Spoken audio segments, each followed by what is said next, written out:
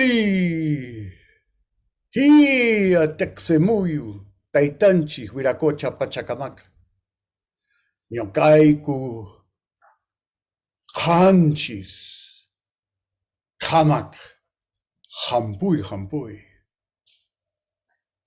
Welcome, my beloveds, to the second Transdimensional Tuesday with your friendly holographic projection by the name of Don Oscar Manuel Miro-Quesada Solevo el Tercero. We are here once again with a multi-dimensional portal that leads you into the labyrinthine storytelling traditions of our ancient ones, a deliteralization of consciousness. For as you well know, in the pre-literate oral traditions of our people, storytelling was soul-making.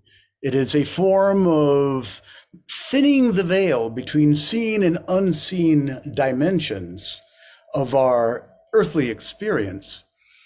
Throughout this time together today, I am going to weave together an extremely beautiful storytelling experience submitted by a brother from the European community who has only taken an online course, together with my own story that parallels the intervention or the intrusion of the numinous and the sacred within our ordinary earthly three-dimensional reality.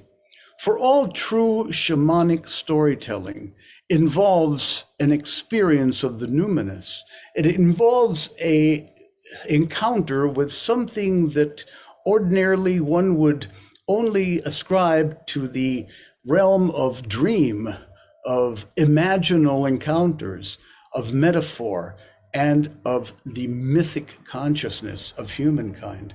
Yet what more important medicine do we need for this earth today than a return to that mythic awareness, to that place in which, with childlike wonder and awe, we may embrace alternate realities, alternate experiences of inhabiting not only realms, abodes, imagined or still to be imagined opportunities to travel to distant worlds without having to leave this physical reality, and be able to bring back the wisdom, bring back the existential direction, return with a communal evolutionary nourishment for our human tribe.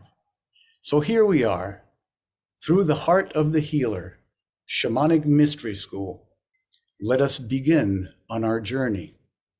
I ask you all to just temporarily, briefly close your eyes and allow this Palo Santo to anoint you. Just scoop it up with both hands, just like you would do with a physical smudging.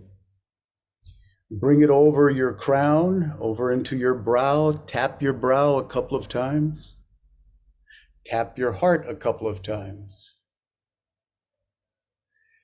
And lastly, bien recibido esta buena with Palito Santo. Lastly, exhale all the air from your lungs, please. Hold on the exhalation. Gently inhale through the nose, tip of tongue gently resting against upper palate. Bring left hand over to right shoulder, right hand over to left shoulder. Retain the breath, hold. Crystallizing in consciousness, our unified field of dreaming, of oral transmission, of the medicine of true storytelling. And on the count of 3, exhale through the nose, anchoring the breath in your heart. 1, 2, 3. Gently exhale through the nose. Bring both of your arms down to your sides. And if you are sitting in a chair or even in front of table, make sure that the palms of your hands are open to the heavens, to the Hanak Pacha, to the above. which shall inspire our time today. So this story is about a time in my life when I was first opening up to these transdimensional realities. I was 16 years old and given the opportunity to travel to Cusco and Machu Picchu for the first time. Although I had been throughout many of the more remote rural areas of Peru on numerous occasions in my earlier youth, this was the first time I was able to take a journey with my half-brothers that were living with us in Lima and go like a tourist.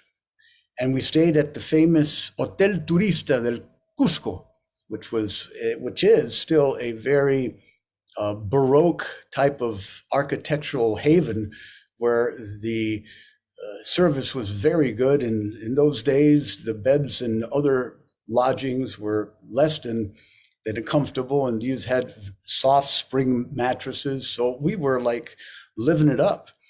It was myself, my two half brothers, that one of them just recently have passed over. The other lives in Vermont and is a master mandolin maker. And we went there to visit and take in Machu Picchu and Cusco and all of the sacred sites around there.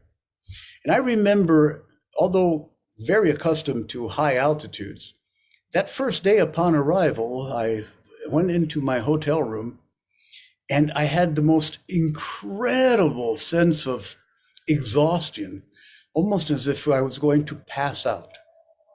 And I just had to lay down.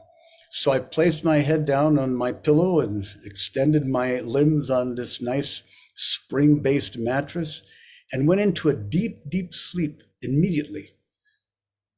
They couldn't wake me up, so my brothers say. And I recall having this particular dream, or was it a dream? To me, it matters not.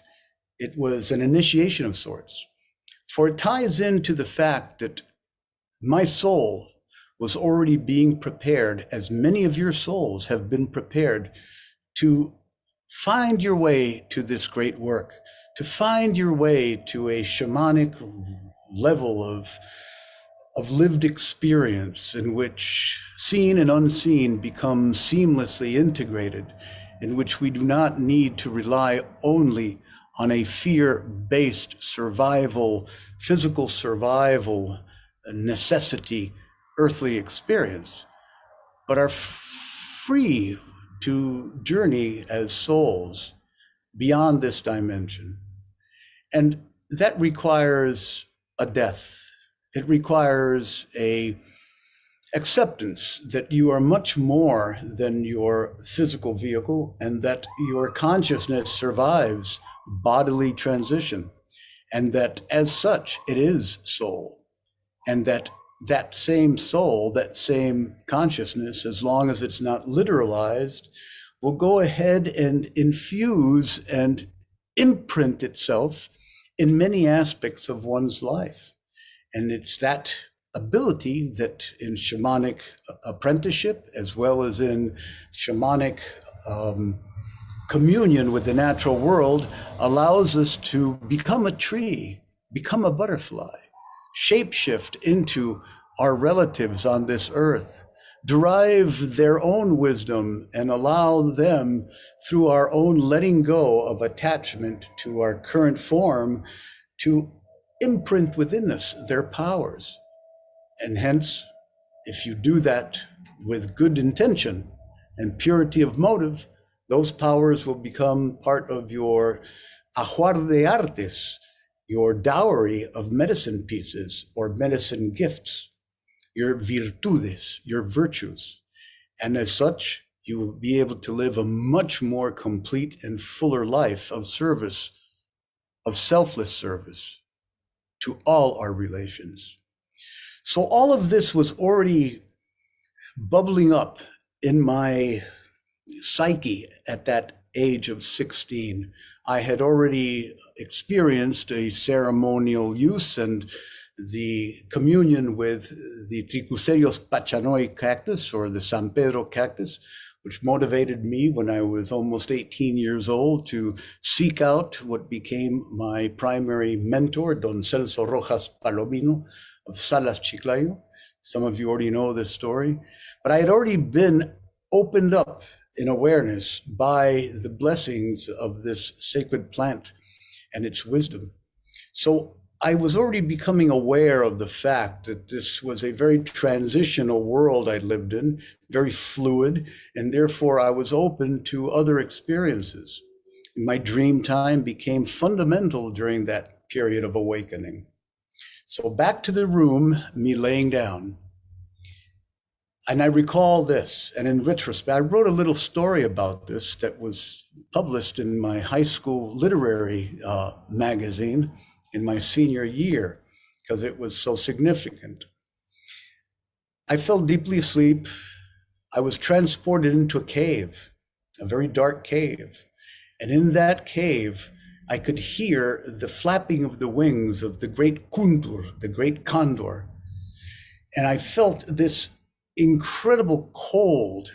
And I experienced myself lying on a large ushnu, which is a ceremonial platform that is carved out of granite, sometimes out of basaltic andesite that you see in the Inca temples of the area.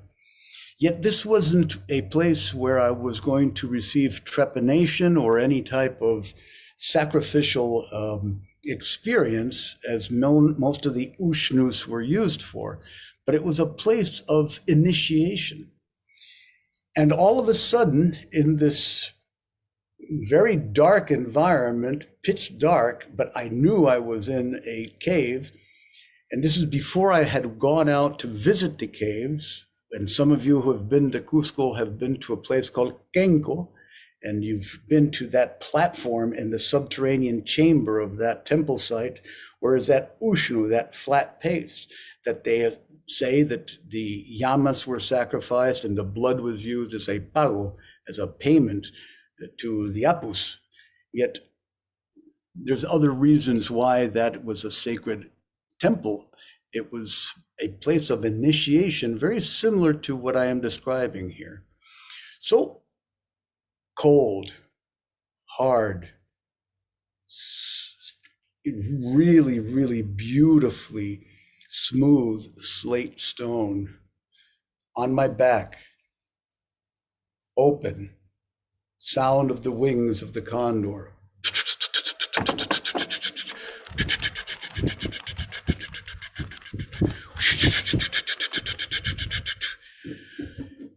Boom, I feel this pressure on my chest. I open my eyes and I am in the dream state or I'm in my waking state. I was both in the room and I was both in my dream. I look up and there's a condor, a magnificent kuntur with a wingspan of 8 feet perched upon my chest. I looked up and it had a human face, a typical face of a Cusqueño, a runa, a native highland Andean person, a bit withered, yet very, very kind eyes, and a very mischievous grin. And there was this sense that we had known each other for millennia, and that he was introducing himself once again. At that point, I realized that I had had a visitation by an ancestral elder of the Inca, or even maybe the Chanca, or the pre-Inca people that lived in that valley, that had come to welcome me to the imperial city of the Incas, to Cusco. Upon that realization, no more cold, warmth in the body, woke up lucid, ready to go on a tour with my brothers. We leave the hotel, and of course we do the regular tour where we go to Sacsayhuamán, to Tampumachay, And there we arrive at Kenko, that has all of the zigzag lines on the top with all the little effigies and the small little apus that are depicted in stone. And they have the libation for chicha, or fermented corn beer, and sometimes blood of the llamas that pours down from the top and makes its way in a labyrinthine manner into the subterranean chamber and fills certain little pockets in the stone that were used as places to offer the libation to the people that were being initiated. It turns out that that plate of initiation, that area of initiation, was the exact same one I had seen in that experience in the hotel. And I had the opportunity to lay down on it. In those days, I mean, we're talking, I was 16 years old. It must have been, let's see, 63, yeah, something like that, 63, 64. You could have access to any of those temples by yourself. And even years after that, I've been to Cusco at least 64 times in my life. And I used to take many groups down there as well. So, lying on that stone, I felt an extraordinary tingling and a visceral remembrance, and the face of that person again. Boom, boom, boom, boom. Did our tour, fell in love with Cusco, Machu Picchu, other extraordinary experiences, which I'm not going to bore you with at this time, maybe in some future Transdimensional Tuesday storytelling. So,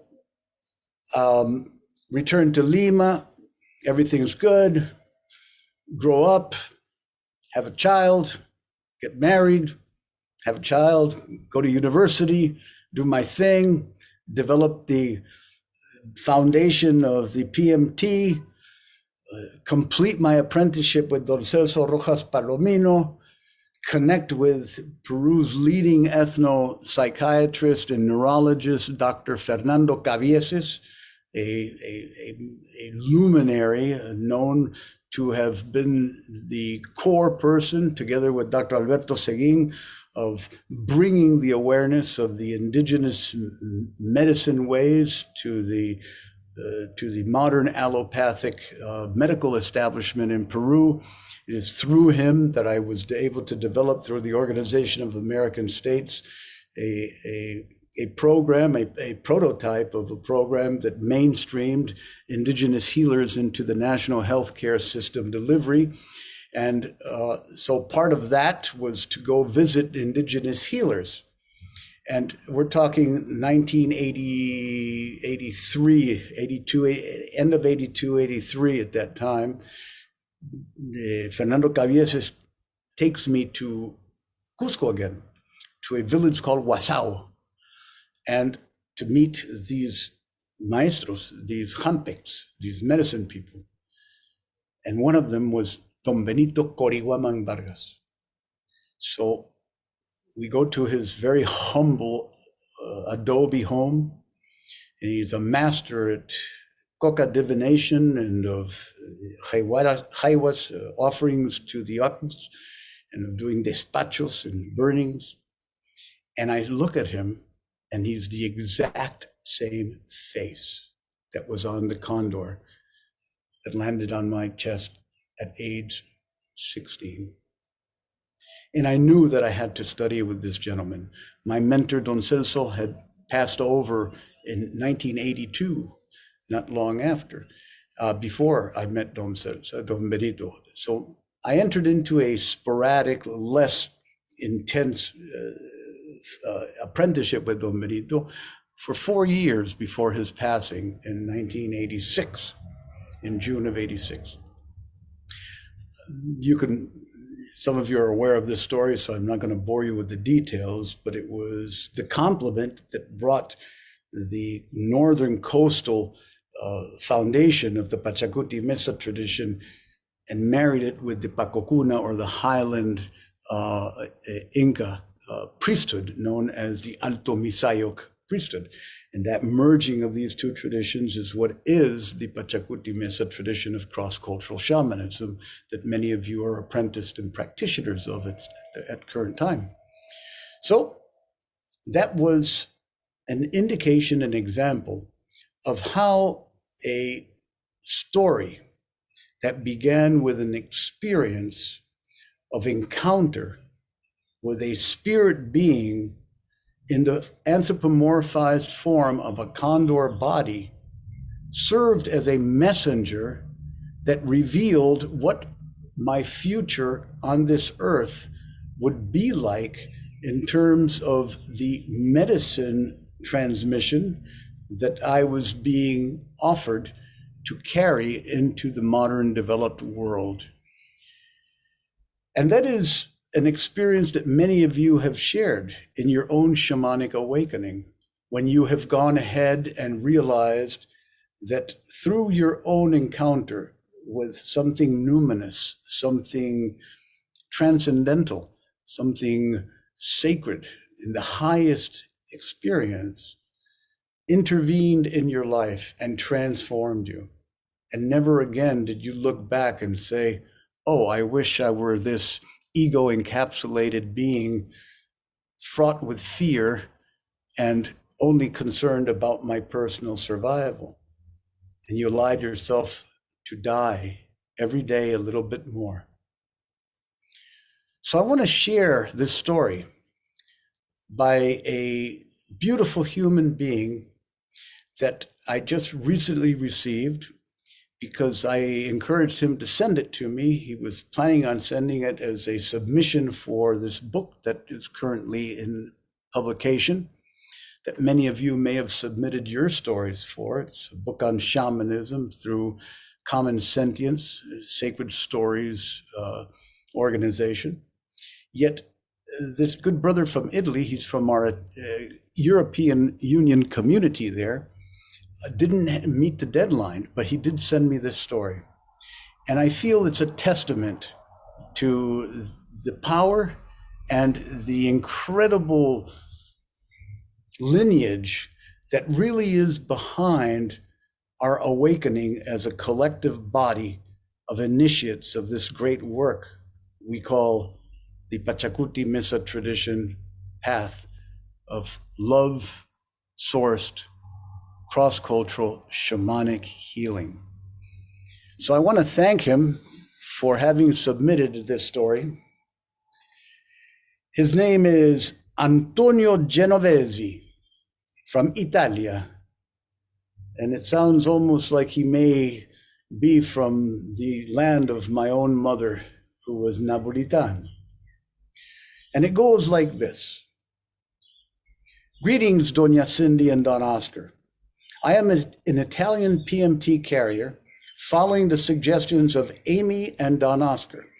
I write my experience with the energies of the Pachacuti Mesa and the unbelievable way that took me to begin this journey. Now, this is a story. This is a shamanic storytelling of equal power and transformational virtue than the story I just told you. This is how we get to this work. Listen. In the end of 2019, I got sick in an inexplicable way. Suddenly, I became weak, without any kind of life force, totally depressed, and without any kind of joy and enthusiasm. After 1 month, I started to get sick even in my physical body.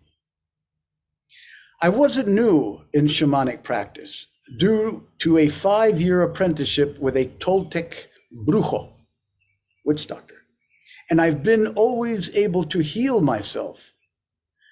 But that time I was totally overwhelmed. I couldn't dream anymore, and the whole world was gray to me. One day, out of the blue, I decided to go all in, quotes unquote, and I made a last attempt without knowing exactly what to do, so I fell asleep. While dreaming, quotes unquote, I met a condor. That landed and morphed into an old man with a long gray hairs and dressed with a strange poncho that came to me and told me he was Kamak, K-A-M-A-Q. Sound familiar? The first, Kamak the first, he took me in a strange blue realm, and the day after I was completely healed! Exclamation. I knew that my illness was still near to me, so I understood that I could not lose other time or waste other time. During the following dreams, he showed me some passes, and most important, he showed me an energetic configuration with the 4 elements in that order: fire at the east, water in the west, earth in the south, and air in the north, with pure energy source at the center, and some instructions about using these energies to heal. Sound familiar? I told to him, how could I ever been able to use this kind of knowledge in the ordinary realm? And the answer was, you'll find the way if you connect yourself with another lineage. Thank you, Antonio, for sharing this powerful story. So, guided in my sensations, I planned to go to Peru. Don't ask me why, but I got blocked because of the pandemic situation. Then I started to search on the internet, and I saw the PMT Cosmovision JPEG. It was unbelievable because it was the exact elemental configuration that Kamak showed me in my dream. I felt like a pressure in my chest and stomach. So I landed on the page of Becoming a Shining One course, and without any doubt, I participated. The teachings in that course allowed me to fully understand everything that Kamak showed me. And after another causality, I discovered that Kamak is a real Quechua word that means, quotes, the creative principle of everything, unquotes. Totally inexplicable to me. After practicing with my mesa, I've been able to complete my healing process, becoming more aware and connected with a powerful source of energy. I also see something like a globe of light rising from the center of my mesa during my meditations and practices. I've learned to travel with the tutelary spirits of the directions that help me in almost every choice I've made, like the jaguar that took me in the Caipacha journey to show me the way to act during these times and the way to become inaccessible or immune to these destructive forces that are feeding on people and their souls, referring to the pandemic, my input. So I can say that this Kamaska lineage literally saved my life, because it helped me to complete my healing. When I was thinking that it wouldn't be possible, and it continues to give me energy, inspiration, and guidance through my mesa, it becomes every day more active and connected to me. I must say that I also found Don Oscar a real maestro. Thank you, brother, but it's all done with mirrors. So are you, especially you. He teaches more than a technique, and I really feel resonating with what he says. What he says during his lessons can be perceived on many grades and levels, and he really touched my heart. I'll be forever grateful. It's mutual, brother. That's what we're here to do, to be mirrors for each other, yes? I apologize if my English is not great, but it isn't my mother tongue. And I'm sorry that I arrived late and couldn't give my contribution to what Don Oscar asked us. I don't know if he'll ever reply to me, and I don't know if this story will help someone in the heart of the healer community, but it is my way to be grateful and to testify the presence of the true spirit of this lineage. All the best from the deep of my heart. Blessings, Antonio. Blessings to you, Antonio. Your gift is a medicine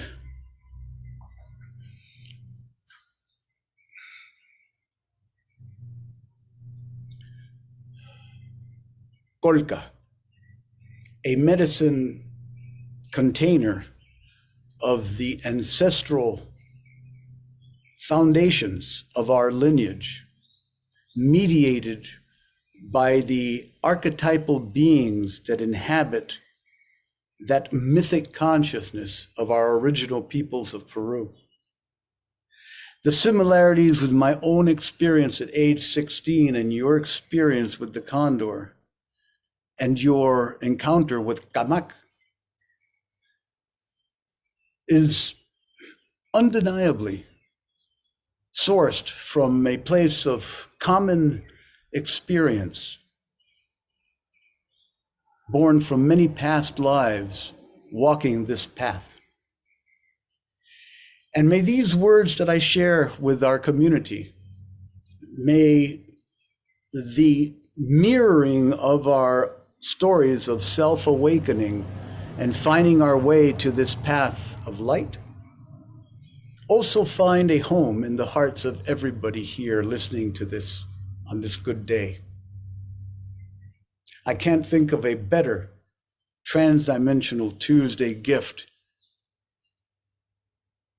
to our universal shaman initiates of the great work inspired by the multidimensionality and love-sourced purpose of the Pachacuti Missa tradition as a path of light, love, wholeness, and sacred relationship on earth. May our communal storytelling, may our shared dreams of who we are beyond our physical body continue to deepen our soul's yearning to be one with Great Spirit's mystery, and hence allow all of its beauty to be a healing salve upon Gaia Pachamama. I love you all and hope that this little shared storytelling has been good medicine on this good day. Haile Hinaya.